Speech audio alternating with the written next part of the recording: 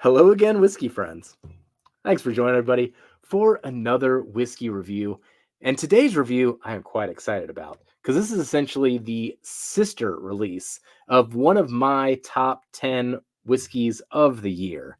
What we're going to be getting into today is a whiskey war, but this one is barrel select and it's a double oaked blend that was then finished again in cab barrels. So there's two different finishings there, to be clear. The first one is a double oaked in that new charred oak. The second one is the cab barrel. Now, the reason that I say it's a sister release is because in my top 10 is the Whiskey War Double Double that was finished in new oak twice. So that's the double double versus the double oaked then cab, which is still a double double, just a different kind of double double. I'm going to get in double double trouble, especially by the end of it when I start comparing these things. So thank you for joining today, whiskey friends. Let's kick off the show.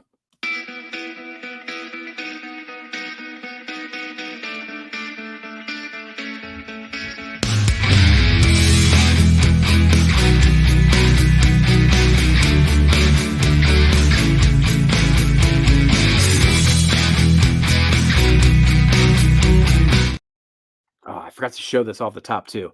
Look how cool the cork top is there. Isn't that the coolest cork? I kind of just wanted this for the cork. Sometimes the marketing gets to me too. It's a really cool cork though. So let me pull up the stats on this one and we'll get into the tasting here because we got a lot to go through today. First off, pricey on this one, $130. $130 for something that is not age stated either. I think the age is minimum 5 years with most things Whiskey War related. They are blending ryes and bourbons, so it's just a matter of what all went into those blends. But pricey bottle there. We'll get back to that one. Proof on this one is $117. Did get this one from Seelbach. Now, at the time of recording, still available on that site if this review entices you at all. So keep that in mind as well. This is still available. You can get it the same way that I got it. So let's go into the Whiskey War here. Whiskey War Barrel Select. So we're going to go the cab finish first. Now, I poured the cab into the stemware. I've got the double poured in a regular Glen so we can get into some mischief afterwards. But the first part of this review will be just concentrated on the cab. Cheers, everybody. Let's get into this thing. We're going to get into the nose, the palate, into the finish, and then show the final scores. All right. Cheers, everybody. Oh. I mean, on initial approach, the nose on this thing reminds me more of a barrel-aged cab than it does a whiskey. You know, as I dive into it deeper, I mean, the rye elements in particular come out, but still got that first impression again. I mean, it's just all the grapes and the berries. I mean, it's lovely. It's just really front and center on the finishing. Bombastic.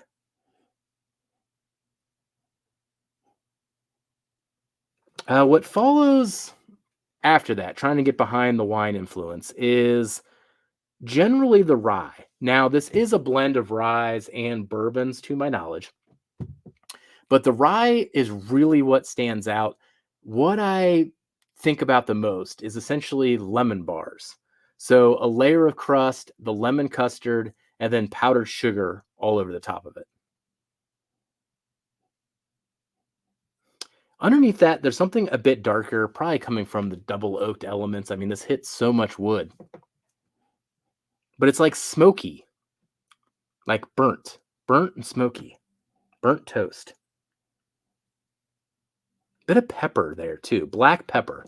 So it battles between those like berry elements from the wine, the brighter elements from the rye, and then the darker elements from probably all the different barrels and the toasting. Ah. So on the nose on this one, like this nose quite a bit, gave this nose one thumbs up though. You know, not a whole lot to dig into. The wine is really front and center, but still has some very interesting characteristics there to spend some time with. All right, let's get into the palate. Cheers again, everybody.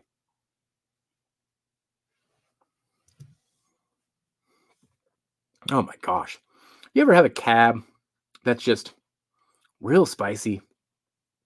Oh, that sip kind of caught me off guard. I wasn't mentally prepared for how spicy that was going to be, but all up front, just a peppery cab. I need to go in for another sip there.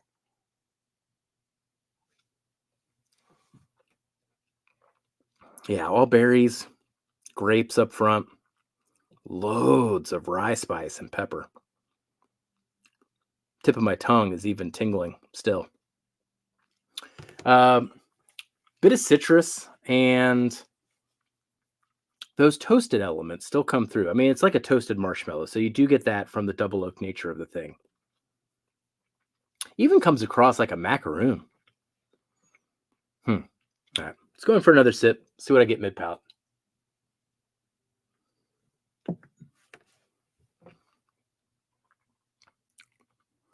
So the berries continue as we go into mid palate. Ooh, they explode.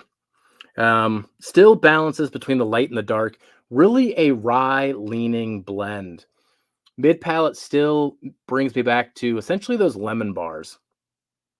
So getting that lemon custard, bit of charred meringue again. So getting those elements from the double oaked finished nature of it. Makes me think of a baked Alaska too. I always kind of go between those things when it comes to double oaks. It's either the meringue or baked Alaskas or the toasted marshmallow. I always dabble between those. Always get those type of images in my head. But definitely the fruits, the dark fruits, the berries, berry reduction, grapes. The cab influence on this thing is extensive. So when it comes to the palate, going to give this one thumbs up. All right, let's get into the finish here. Whew. I mean, I'm in the finish right now, but we're going to get back into it. Finish is my favorite part. Cheers, everybody.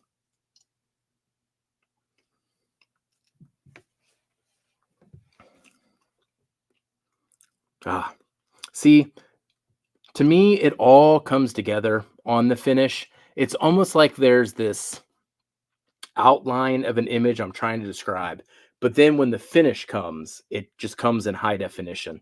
But essentially, the thing that I get on the finish is going to be resembling angel food cake, very specifically angel food cake. Angel food cake covered with a lemon flavored sweet cream icing with a raspberry reduction layer, in the middle of that thing. That would be the note.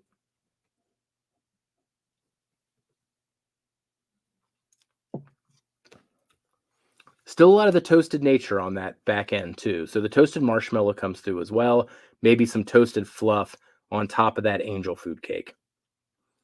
But yes, angel food cake, lemon sweet cream icing, raspberry filling, little drizzle of toasted marshmallow fluff on top. What's not to like about that? Oh man, keeps going too. It is beautiful. And when I say it keeps going, it's like it's not that there's like transitions to different flavors. It's just all of that all at once keeps going. Love it, love it, love it. Finish is my favorite part. 2 thumbs up for me. Love the finish. Still tasting the finish now. Still tasting all of those things. Angel food cake, the lemon sweet cream, the raspberry reduction. It just keeps going and going and going. Ah, gorgeous. So let's get into the final scores here. So in the end, on the channel, we can break things down into a 3-tier scoring system: flavor score, experience score, value score. Flavor score gave it an 85 out of 100. Experience score gave it an 86 out of 100. So essentially, it kind of came between 9s and 8s on all the metrics, is kind of what you can take away from that. Now, value, though, 130. That's the part of it that does get me. I know those finishing casks and everything that went into it does cost a bit more than just releasing a blend, but Yeah, 130 still feels a little high. By comparison, the double double was 100. So the extra $30, I don't know. Yeah, I do love that cork topper though. That did go into my ranking a little bit. But value gave it an 80 out of 100 there. So all in all, it ended up with an 85 out of 100, which brings it to 19 out of 72 thus far this year. So a upper tier pour. I am still tasting this finish. That is crazy. An upper tier pour, but not as high as the double double. So by comparison, I gave the double double an 88 out of 100 versus this 85. Now, when you get this high, you are really splitting hairs. What we're going to do here just for a minute is compare these two. I have not done this comparison before, so I am excited to get into it. I haven't had the double double in like a few months either, so that's kind of exciting as well. So let's do a comparison. In the stemware is the cab finish one, and then in the Glen is the double double. For reminder here, this is the double double that I am referring to. This is a release that Whiskey War has done every year. It came out in Ohio. It was available on Sealbach and some other states, but it's 116 proof, but essentially still that same thing where it's a blend of rye and bourbons. It was just finished in new oak twice, whereas this one that we're comparing it to is 117 proof. So the proofs are right there, but it was double oaked, but then finished in a cab. So both of them hit two different barrels. So I'm going to go into the Whiskey War Double Double, and let's see if I still prefer it after going through all this and tasting that finish forever. See, on the nose, totally different animal. Totally different. What's so interesting to me, I mean, where this one that we just reviewed, because of the cab finish, is all about more grapes and berries and, the color red even just comes into mind, as you think about that wine influence. And it even tasted like a spicy cab right off the nose, right off the rip there. This one on the nose, tropical fruits. So this one's got a lot of mango going on. So completely different experiences, regardless of the fact that, you know, the blending and the base is maybe similar. I mean, I'm sure there's some differences there as they go through those barrels, but just doing the double double emphasizes just totally different fruits. Oh, I do love those tropical fruits though. All right, let's go for a taste. Mm. Oh, man, that was a good first sip. Holy cow. I love that pour. So I do think I still prefer the double double, even off that first sip. Um, as it was transitioning through, oh man, there are just layers of different flavors and different transitions going on, and that can be the difference between an 85 and an 88 right there. But lots of tropical fruits. The interesting thing that happens on this particular pour is that it is a lot of rye up front and mid palate, but into the finish, it transitions into a bourbon. And I really wasn't talking about anything bourbon related on the cab, which then just makes it kind of a more interesting whiskey to me. I'm going to go in for another sip here. Let's see if I pull anything else from the double double that distinguishes it.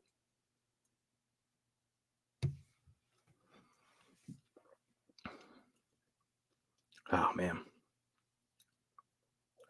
No, it's that transition. Oh, that finish is still lovely, though. Simultaneously getting these rich caramels, the toasted marshmallow, tropical fruits still. Gosh, maybe that's just the difference. The tropical fruits versus the cab. I think I like the double double better though. All right, let's go crazy. It's time for the double double double double blend. Double double trouble, as I said off the top. All right. I don't know if this is going to work at all, but let's see what happens. I mean, technically, if you were to blend this, you can't say you double double the double. Did I double stamp a triple stamp? I don't know. Cheers, everybody.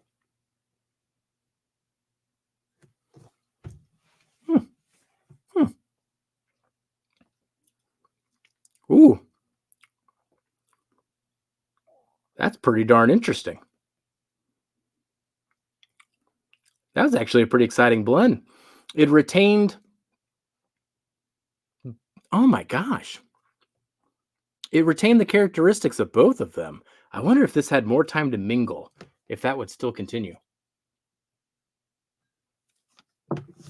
So crazy. I'm getting the cab and the tropical fruits at the same time. That is a flavor range. Oh, oh, I like that. That was an unexpected experiment. Well, thank you for joining today, everybody, for that little extra long episode there as I nerd out over this blend. So let me know what you think in the comments. Have you tried the Whiskey War Barrel Select? And if you haven't tried the Cab one, have you tried any of the others? Because there are a bunch of others that are under this brand. Or have you tried the Double Double? What'd you think of them? And yeah, this is still available on Sealbach. Once again, a reminder on that. So thank you for joining today, whiskey friends. We'll catch you on the next whiskey review. Goodbye, everybody.